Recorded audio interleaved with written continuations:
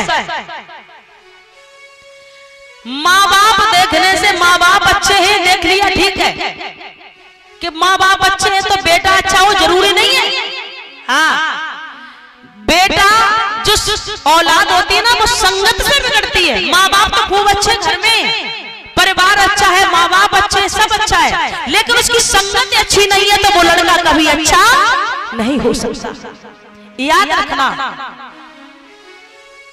कितने भी अच्छे माँ बाप हो, कितना भी अच्छा परिवार हो, कितना भी आप पढ़ा लिखा देना, अगर उस बच्चे की संगति अच्छी नहीं है, जो उसका दोस्त है वो अच्छा नहीं है, तो बच्चा कभी अच्छा नहीं हो सकता। मान लिया दो लड़के हैं, उस लड़के का दोस्त जो है वो शराब पीता है और एक लड़का है वो शराब नहीं पीता है, तो उसकी माँ समझाती है कि बेटा अपने दोस्त का साथ छोड़ दो, क्योंकि वो तुम्हारा दोस्त है, वो गलत रास्ते पर जा चुका है, शराब पीता है, जुआ खेलता है, तो तुम उसके साथ मत रहा करो, नहीं तो तुम भी बिगड़ जाओगे। तो मालूम बच्चे क्या कहते हैं, कैसी माँ बातें करती हो, आपने मुझे ये नहीं सिखाया कि हम शराब पिए और जुआ खेलें। नहीं माँ, आप चिंता मत करना, मेरा दोस्त है, पीने तो शराब, मेरा दोस्त ही तो पीता, हम थोड़ी नहीं पीते, खूब हम साथ रहे, हम कभी नहीं करेंगे। तब माँ समझाती है बेटा मेरी बात मानो, आज नहीं करोगे कल करोगे, कल नहीं करोगे परसों करोगे, लेकिन एक दिन करोगे जरूर। जब संगत उसी की करोगे, वो शराब पिएगा, सिगरेट पिएगा, आप उसके साथ रहोगे, कब तक बच के रहोगे? एक ना एक दिन उसके गुण तुम्हारे ऊपर अवश्य आ जाएंगे। इसलिए कहना है बुजुर्गों से, अगर किसी की पहचान करनी है तो घर परिवार से, माता पिता से नहीं होती है। अगर लड़का देखने जाओ तो सबसे पहले लड़के के दोस्तों को देख लेना। अगर तुमने लड़के के दोस्तों को देख लिया, अगर लड़के का दोस्त बढ़िया है तो लड़का 100% बढ़िया होगा। अगर उसकी संगति अच्छे लड़कों से नहीं है तो लड़का कभी अच्छा नहीं हो सकता, माँ बाप कितने भी अच्छे हो।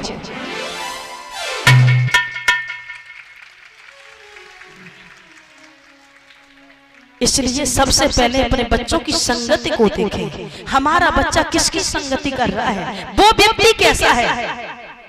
अगर अच्छे की संगति करोगे बड़े ऊंचाइयों पे जाओगे, और खराब व्यक्ति की संगत पड़ गई तो वहां से यहाँ आने में देर नहीं लगती है। और आजकल माँ बाप है अपने बच्चों को उज्जवल भविष्य के लिए बाहर पढ़ने के लिए भेज देते हैं, हॉस्टल में डाल देते हैं। दादा ध्यान दें, बच्चा तभी तक सुधरेगा जब तक आपकी आंखों के सामने रहेगा। हम और आप माँ बाप इतनी मेहनत करते हैं, अपने बच्चों को बाहर पढ़ाते हैं कि मेरा बच्चा बड़ा बन के अफसर बनेगा, मेरा नाम हो जाएगा। ऐसी ऐसी संतान हुई कि जिन माँ बाप ने इतनी मुसीबत से पढ़ाया और वो बच्चा इतना हॉस्टल से जब आया तब इतना बिगड़ा हुआ आया कि माँ बाप के कंट्रोल से बाहर हो गया। याद रखना, ज्यादा मत पढ़ाना, कम पढ़ा लेना, लेकिन अपनी संतान को अपने आंखों के सामने रखना, तभी आप अपनी संतान को सुधार सकते हो। वरना बड़े बड़े स्कूल है ना, जो टीचर जी कभी किसी को नहीं सुधारते। माँ बाप से दूर होने के बाद बच्चों की जो झेप होती है ना माँ बाप की, वो खत्म हो जाती है। बच्चों की एक अलग दुनिया हो जाती है। बच्चे सोचते हैं हम कुछ भी करें, कुछ भी खाएं, कहीं भी जाएं, क्या माँ बाप देख रहे हैं? ऐसे बच्चे बिगड़ जाते हैं। एक बात याद आ गई है, एक स्त्री थी, मतलब कि पति पत्नी का जोड़ा था, बहुत अच्छा जोड़ा, ध्यान दें, इसी बात पर याद आई है। एक पति पत्नी का इतना अच्छा जोड़ा था, तो महाराज 15-20 साल शादी के हो गए, लेकिन कोई संतान पैदा नहीं हुई, बच्चे नहीं हुए। तो महाराज पति पत्नी दोनों बड़े दुखी हैं कि 15 साल हो गए लेकिन कोई बच्चे पैदा नहीं हुए। भगवान से कहते प्रभु एक बच्चा हो जाता तो हमारी गोदी हरी भरी हो जाती। भगवान ने मैया की पुकार सुनी। 25 साल के बाद उस माँ की गर्भ से एक बच्चे ने जन्म लिया। तो वो बच्चे का जन्म हॉस्पिटल में हुआ। ध्यान दें, एक माँ ने एक बच्चे को जब जन्म दिया 25 साल बाद, और वो बच्चा हॉस्पिटल में पैदा हुआ, तो जब वो पैदा हुआ तो जब डॉक्टर लेके आया तो डॉक्टर ने कहा कि माँ तुम्हारे लड़का पैदा हुआ है, बड़ी खुशी की बात है, लेकिन एक दुखी बात भी है। बोले क्या? कि लड़का तो पैदा हुआ लेकिन उसके एक आंख नहीं है। तो माँ ने कहा डॉक्टर साहब कोई बात नहीं, है तो मेरा बेटा ही, है तो मेरे जिगर का टुकड़ा ही, कोई बात नहीं, आंख नहीं है तो क्या हुआ, आंख में है तो मेरा बेटा, मेरे बेटा तो हुआ, मेरा बांझ का नाम तो बेटा, मेरे लिए वो किसी से कम नहीं है, मेरे अब तो वो जिगर का टुकड़ा है, कोई बात नहीं। तो डॉक्टर ने एक सलाह दी कि मैया एक सलाह दे रहे हैं हम आपको, तुम्हारे बेटे का भी जन्म हुआ, इसके एक आंख नहीं है जन्म से, अगर आप दोनों चाहो तो इसकी आंख आ सकती है। बोले कैसे? कि अगर आप दोनों में से अगर एक आंख अपनी कोई दे दे तो उस बच्चे की दोनों आंखें आ सकती है। पिता से कहा अपनी आंख दे दो तो हम बच्चे को आंख में डाल देंगे, क्या आप दे दोगे? पिता ने कहा डॉक्टर साहब हम अकेले हैं, मजदूर आदमी हैं, दिन भर कमाते हैं तब अपने घर का पालन पोषण करते हैं, तो हम नहीं दे सकते, हमारी मजबूरी, हमारी जब एक आंख नहीं रहेगी तो हम कैसे कमाएंगे। माँ से कहा कि माँ क्या तुम अपनी आंख दे सकती हो अपने बच्चे को? देखिए माँ तो माँ होती है। माँ ने कहा डॉक्टर साहब कोई बात नहीं, तुम एक की बात कर रहे, हमारी दोनों निकाल लो, लेकिन हमारे बच्चे की दोनों आंखें अच्छी कर दो। तो डॉक्टर साहब ने कहा ठीक है। तो उस माँ ने अपनी एक आंख निकलवा दी और अपने बच्चे की आंख में डलवा दी। धीमे धीमे समय गुजरता गया, वो बच्चे को अपने घर पे लेके आई, बच्चा धीमे धीमे समझदार हुआ, बड़ा हुआ। तो महाराज भगवान को ये खुशी मंजूर नहीं हुई। क्या हुआ? उस औरत का जो पति था एक दिन वो किसी एक्सीडेंट में मारा जाता है, उसका पति एक्सीडेंट में मर गया। अब केवल वो माँ और वो छोटा सा बच्चा, दो केवल बचे हैं। अब पति कमाता था वो भी चला गया, अब घर में कोई कमाने वाला नहीं, बच्चे को कोई खिलाने वाला नहीं, कौन दे? तो वो माँ जो थी वो घर घर में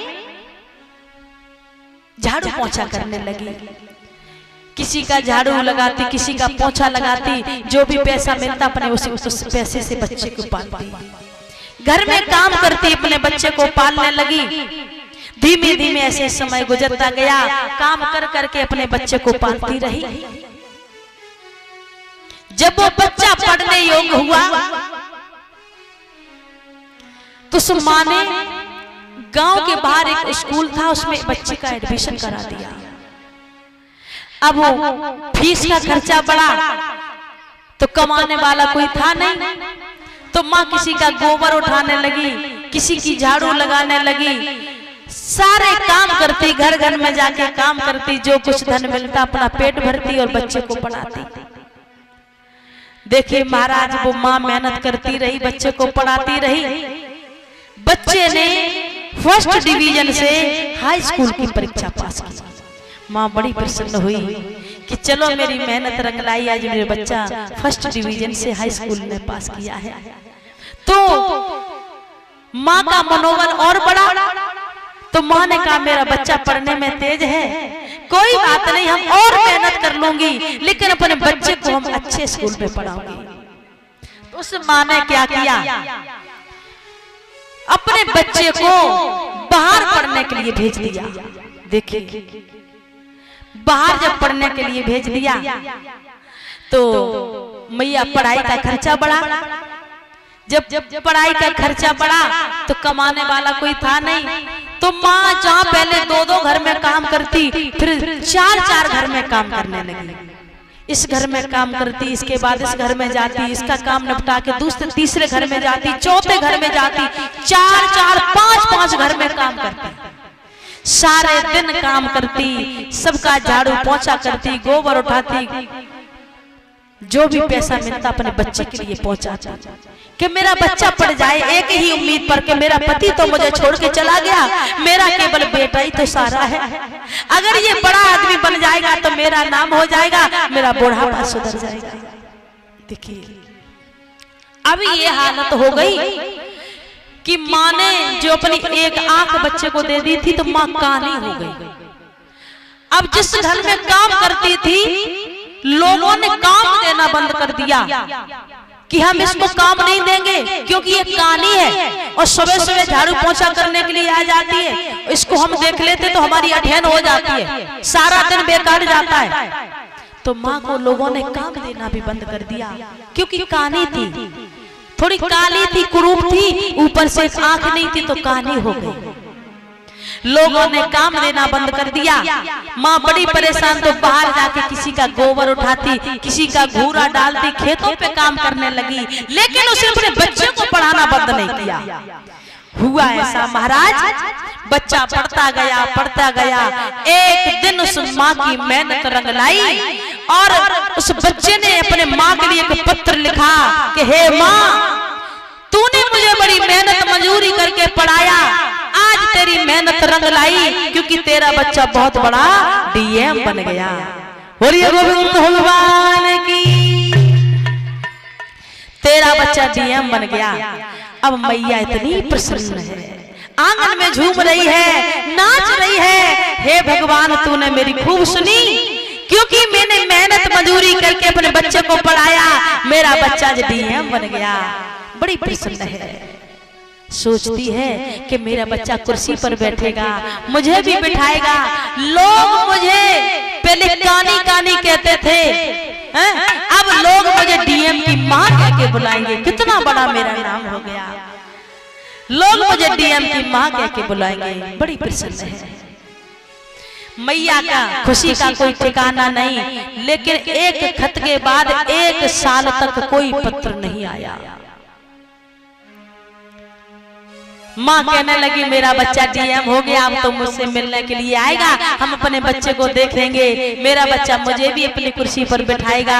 बड़ी प्रसन्न है, लेकिन उसका बच्चा ऐसा लौट के नहीं आया, न लौट के आया, न 1 साल तक कोई खत लिखा।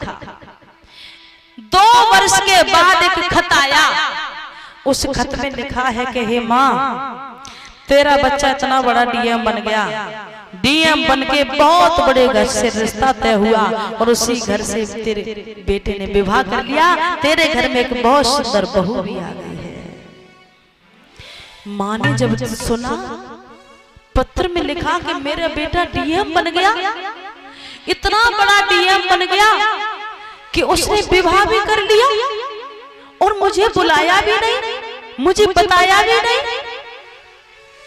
माँ ने अपने हृदय पर पत्थर रख लिया, सोचने लगी है माँ कोई बात नहीं, मेरा बेटा बड़ा आदमी बन गया है, हो सकता हमारे बेटे को टाइम ना मिला हो, कोई बात नहीं, लेकिन अब विवाह कर लिया, अब तो मेरा बेटा आएगा, मेरी बहू को लेकर के आएगा, मेरी बहू मेरी सेवा करेगी, हम अपनी बहू को खूब लाड़ लड़ाएंगे, हम सब तीनों मिलकर के रहेंगे, मेरी बहू, मेरा बेटा और मैं, और तो कोई है। माँ इसी उम्मीद में जीती का मेरा बेटा आता होगा, अब मेरा बेटा बहू को लेके आता होगा, मेरी बहू आएगी घर में, मेरे आंगन में किलकारियां गूंजेंगी। बड़ी प्रसन्न है, लेकिन कुछ नहीं हुआ। वो बेटा न खुद आया, न बहू को लेके आया, न 1 वर्ष तक कोई पत्र लिखा। 2 वर्ष के बाद एक पत्र लिखा, उस खत में लिखा कि माँ अब तो तेरे घर में एक पोता भी आ गया है, तू अब दादी बन गई है। अब तो मैया इतनी प्रसन्न हुई कि बताओ मेरे घर में मेरा नाती आ गया, मेरा पोता आ गया। इतनी प्रसन्न मैया, एकदम से हृदय पे झटका लगा कि मेरा पोता आ गया, मेरे बच्चे ने फिर भी मुझे नहीं बुलाया। देखिए माँ सोचने लगी है कि मुझे ये लग रहा है कि मेरा बेटा इतना बड़ा डीएम बन गया, उसे टाइम ही नहीं है मुझे बुलाने के लिए, न घर आने के लिए, न तो वो घर आया, न मुझे बुलाया। कोई बात नहीं है, हम ही अपने बेटे से मिलने के लिए जाओगे। तो श्रोताओ, उस माँ ने जो पैसा इकट्ठा किया था, उस पैसे से माँ ने अपने पोते के लिए कपड़े खरीदे, अपनी बहू के लिए सुंदर सुंदर साड़ी खरीदी, और वो माँ उसी पते पर चल देती है जहां से वो बच्चा चिट्ठी भेजता था। माँ शहर में पहुंची तो क्या देखा है, बाहर चपरासी खड़ा था। माँ ने कहा है कि मुझे अंदर जाने दो। चपरासी ने रोक लिया। ए बुढ़िया, कहाँ जा रही है? कहाँ से आई है? माँ ने कहा है कि बेटा, हम अपने बेटे से मिलने के लिए आई हूँ। जो तुम्हारे साहब है ना, डीएम साहब, वो मेरा ही बेटा है। बोले, हमारे साहब जी की माँ? तुम हमारे साहब जी की माँ? कहाँ से माँ? एक तो कानी है, काली कलूटी रखी है, कहाँ से तू भिखारे ना गई हमारे साहब को माँ बता रही है? चपरासी कहने लगा, सुन बुढ़िया, मेरे साहब जी की माँ ऐसी नहीं हो सकती। तेरे तो एक आंख भी नहीं है, कहाँ से भीख मांगते मांगते आ गई? तूने अपनी शकल देखी कि डीएम साहब को तू अपना बेटा बता रही है? बोले, बेटा वो हमारा ही बेटा है और वो हमारी बहू है, मेरा ही वो पोता है, मुझे जाने दीजिए। जब चपरासी ने नहीं जाने दिया तो जो बेटा खत भेजता था, पत्र, वो पत्र माँ ने अपने साड़ी के पल्लू में से खोला और चपरासी को दे दिया कि देखो बेटा, तुम्हें भरोसा नहीं होता तो इस पत्र को पढ़ो, मेरा बेटा मेरे लिए चिट्ठी भेजता था, यही वो पता है। जब चपरासी ने वो पत्र पढ़ा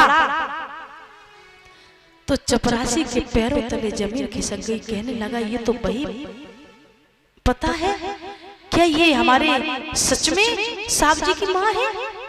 बोले, मैया अगर हमसे भूल हुई हो तो माफी चाहता हूँ, जाइए आप अंदर जाइए, यही तुम्हारे बेटे का घर है। माँ अंदर पहुंची तो क्या देखा है कि वो जो नाती था, पोता, वो आंगन में पालने में झूल रहा था और बहुत ही वो अपने किचन में भोजन बना रही थी। बेटा अपने रूम पर बैठा था, बेटा रूम में बैठा था, पत्नी भोजन बना रही, बेटा आंगन में झूल रहा है, पोता नाती। तो माँ ने जैसे ही अपने नाती को देखा, माँ से नहीं रह गया, वो दौड़ करके पहुंची और अपने नाती को उठा लिया, नाती को उठा लिया और नाती को सीने से लगाया, नाती को खिलाने लगी। उसकी कहीं किस कर रही है, सीने से लगा रही, मेरा बेटा है, मेरा नाती, मेरा पोता है। तो जब बच्चे ने, छोटा बच्चा था, उसने कभी देखा नहीं था, तो क्या हुआ, जब उस बच्चे ने जब बुढ़िया को देखा तो बच्चा रोने लगा। क्योंकि जब अगर कोई बच्चा अपरिचित व्यक्ति को देखे तो डर जाता है, और डर इसलिए गया कि माँ वो काली थी और ऊपर से आंख नहीं थी तो कानी भी थी, तो काला रंग और ऊपर से कानी। तो बच्चा देख के डर गया, बच्चा रोने लगा, और बच्चा जब रोने लगा तो वो बहू दौड़ करके आई, उसने उस माँ के हाथ में से बच्चे को छीन लिया और अपने पति से कहने लगी, सुनो जी, ये कौन बुढ़िया आई है जी, हमारे बच्चे को चुरा के ले जा रही, पता नहीं कौन भिखारन कहां से आ गई, बच्चे को चुरा के ले जा रही। जब उस माँ के बच्चे ने सुना तो जब वो डीएम साहब निकल के आए तो क्या देखा, माँ, खुद की माँ। अब डीएम साहब कुछ कह नहीं सके, क्यों? क्योंकि बहुत बड़े घर से रिश्ता किया था, बड़े घर की बहू थी। अगर बीवी के सामने कह दिया कि हमारी माँ है तो पत्नी कहेगी कि तुम ऐसे घर से हो, तुम्हारी माँ तो बेकार लगती है। तो जो डीएम साहब थे, जो माँ का जो लड़का था, उसने देखी, अपनी माँ को पहचान लिया, देख लिया, तो बच्चा वो कहने लगा, लड़का, ए भिखारी, कहां से आई है तू? जा निकल जा, तुझे क्या चाहिए? मुझसे रुपए ले जा और घर से निकल जा। दोनों ने, बेटे ने, बहू ने, उस माँ को हाथ पकड़ से घर से बाहर निकाल दिया। देखिए, माँ को हाथ पकड़ के घर से बाहर निकाल दिया। ऐसी है संतान आज की। उस माँ ने कितनी मेहनत से पढ़ाया लिखाया, मजदूरी की, उस खुद नहीं खाया, बच्चे को खिलाया, खुद नए कपड़े पहने, बच्चे को पहनाए, सारे दिन सुबह से शाम तक काम करती, अपने बच्चे को पढ़ाया एक ही उम्मीद पर, मेरा बच्चा बड़ा आदमी बन जाएगा तो मेरा नाम हो जाएगा, मेरी सेवा करेगा। नहीं, आज बेटे और बहू ने माँ को घर से बाहर निकाल दिया। माँ को जब घर से बाहर निकाला तो वो माँ सोचने लगी है अब ऐसी जिंदगी जीने से तो मर जाना अच्छा है। क्यों? क्योंकि मेरे कोई नहीं है, मेरे एक बेटा ही तो था जिसके लिए मैंने इतनी मेहनत की, इसको इतना बड़ा आदमी बनाया, और जब ये इतना बड़ा आदमी बन गया तो फिर माँ को ही भूल गया। अब नहीं जीऊंगी, इससे अच्छा तो मर जाना है। तो माँ अंदर जाती, माँ ने के पत्र लिखवाया, अपने साड़ी के पल्लू में बांध लिया और पंखे से लटक के माँ ने अपनी जान दे दी। जब वो बहू नीचे उतर के आई तो वो माँ पंखे पर लटकी, आवाज लगाई, सुनो साहब जी, सुनिए जी, जो अभी भिखारिन आई थी उसने अपनी जान दे दी हमारे घर में, देखो वो मरी पड़ी है नीचे। जब वो लड़का आया तो क्या देखा है कि उसकी माँ आज पंखे पर लटकी है। उसने अपनी माँ को उतारा, पछाड़ खा के गिर पड़ा, कहने लगा हाय माँ ये क्या हो गया। जैसे से बच्चे के मुंह से हाय माँ निकला, उसकी पत्नी कहने लगी क्या कह रहे हो माँ? कौन माँ? अरे ये तो वही भिखारिन है जिसने हमने और आपने घर से बाहर निकाला था, ये तुम्हारी माँ नहीं, वो भिखारिन है जो अभी आई थी। वो लड़का कहने लगा देवी जी मेरी तो दुनिया ही लुट गई, ये भिखारिन नहीं है, ये तो मेरी माँ थी, मैंने पहचानने से इनकार कर दिया, मेरी माँ ने मेरी खातिर अपनी जान दे दी, अब हम अपने आप को माफ नहीं कर पाएंगे। उसकी पत्नी ने जब इतने शब्द सुने हैं तो कहा है धिक्कार है ऐसी औलाद को, है? मैंने तो नहीं कुछ कहा, मुझे तो पता ही नहीं था, आपने तो मेरी सास से कभी मुझे मिलवाया ही नहीं जो मैं पहचान सकती, लेकिन जब तुमने पहचान लिया था कि ये मेरी माँ है तो तुमने भिखारिन क्यों बोला? बोले देवी जी हमने इसलिए कहा कि तुम बहुत बड़े घर से हो, तुम बड़े घर से हो, मेरी माँ कानी थी, कुरूप थी, भिखारिन जैसी थी, तो हो सकता आप मुझे छोड़ के चली जाती और मुझसे कहती कि तुम कैसे घर के हो, अगर ऐसे घर के थे तो इतने बड़े घर से रिश्ता क्यों किया, इसलिए हमने तुम्हारी वजह से अपनी माँ को पहचानने से इनकार किया। पत्नी ने कहा हम तुम्हें जीवन भर माफ नहीं करेंगे, तुमने ये बिल्कुल अच्छा नहीं किया। अरे माँ तो माँ होती है, कितने मूर्ख हो आप, हैं? माँ की सुंदरता नहीं देखी जाती, माँ का प्रेम देखा जाता है, माँ की ममता देखी जाती है। माँ तो माँ होती, दुनिया में संसार में माँ से बढ़ के कोई नहीं हो सकता। एक जन्म की छोड़ो, 7 जन्म भी अगर बेटा माँ का कर्ज उतारना चाहे तो 7 जन्म में भी माँ का कर्ज नहीं उतार सकता। हम आपको माफ नहीं करेंगे, तुम्हारी माँ थी, मेरी सास थी, लेकिन हम आपको माफ नहीं करेंगे, आपने अपनी माँ के साथ अच्छा नहीं किया। वो बच्चा बेहोश होकर गिर पड़ता, जब उसने पंखे से अपनी माँ को नीचे निकाला, जब पल्लू में देखा उसमें एक पत्र लिखा, उस पत्र में लिखा था कि बेटा जिसे तू भिखारिन बता रहा था, जिससे तू कानी कलूटी कहता था, मैं कानी ऐसे ही नहीं हो गई। अरे मेरी तो दोनों आंखें थी, लेकिन बेटा जब तुम्हारा जन्म हुआ था तब तुम काने थे, तुम्हारे एक आंख नहीं थी, तब हमने अपनी आंख निकलवा कर तुम्हारी आंख में डलवाई थी, तभी से लोग मुझसे कहानी कहानी कहते थे, तुम भी मुझसे कहानी कहने लगे, मुझे कोई दुख नहीं, लेकिन जब तुमने अपनी पत्नी के सामने मेरा निरादर किया, मुझे हाथ पकड़ के बाहर निकाला, फिर मैंने सोच लिया बेटा अब तो मेरी जिंदगी में कोई नहीं है, जब मेरा बेटा ही मेरा बहू मुझे घर से निकाल रहे हैं, अब हम किसके लिए जिएंगे। लेकिन बेटा मैंने पत्र इसलिए लिखा कि आपको पता चल जाए कि तुम्हारे आंख में तुम्हारी जो एक आंख है वो मेरी आंख है, तो मैं तो चली गई हूँ संसार को छोड़ के, लेकिन मेरी आंख तुम्हारी आंख में पड़ी है, वो जीवन भर तुम्हारे साथ रहेगी और तुम्हारी रक्षा करेगी। आप रोना नहीं। देखिए माँ ने मरते दम तक भी बेटे के लिए अच्छा सोचा, कि बेटा मेरी आंख मेरी आत्मा के रूप में तुम्हारे साथ रहेगी और तुम्हारी माँ तुम्हारे जीवन भर साथ है, रोना नहीं क्योंकि मेरी आंख तुम्हारी आंख में पड़ी है। बच्चे ने जब इतना सुना बेहोश होके पछाड़ खा के गिर गया। पत्नी ने कहा तुमने अच्छा नहीं किया। देखिए श्रोताओ, ऐसी है आज की संतानें। आजकल के बच्चे जो ज्यादा पढ़ लिख गए हैं वो माँ बाप का प्यार नहीं समझते, माँ बाप की कदर नहीं जानते कि माँ बाप होते क्या है।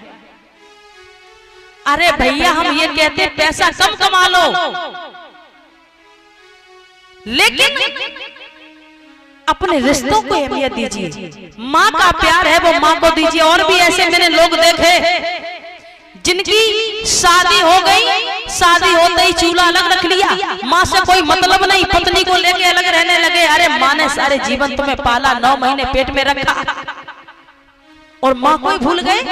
अरे हम जो कहते हैं भाइयों, हम ये नहीं कहते कि अपनी पत्नी को छोड़ दो या पत्नी से प्रेम ना करो, पत्नी को खूब चाहो, खूब ढेर सारा प्यार दो, पत्नी का भी हक है। पत्नी भी किसी की बेटी घर छोड़कर तुम्हारे घर पे आई है, बहुत सारा प्यार दो, लेकिन माँ का प्यार है माँ को दो। ऐसा नहीं कि पत्नी के आते माँ को छोड़ दो। अरे पत्नी को भी चाहो, लेकिन तुम्हारी माँ है, माँ को भी चाहो।